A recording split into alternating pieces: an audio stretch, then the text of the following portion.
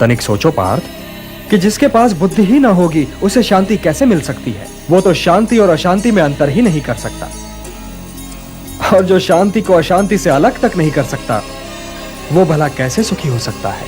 हे पार्थ, जैसे पवन के झोंके नाव को भटका देते हैं, वैसे ही कामनाएं बुद्धि को भटका देती है।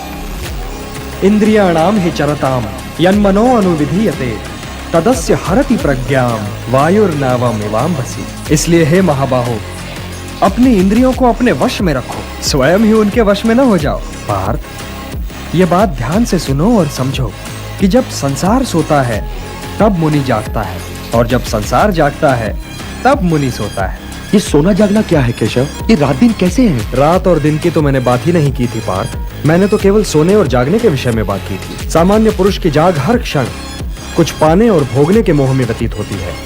यही उसकी चेतना का लक्ष्य है। यदि उसे भूख लगी तो उसे भोजन चाहिए, यदि उसे प्यास लगी तो उसे जल चाहिए, यदि उसे ऋतुओं से अपना बचाव करना है तो घर चाहिए। उसकी सोच आत्मनिष्ठ है, परंतु मुनि अर्थात स्थितप्रज्ञ की सोच वस्तुनिष्ठ है। वो व्यक्तिगत भूख और व्यक्तिगत तृष्णा के परे देखता है।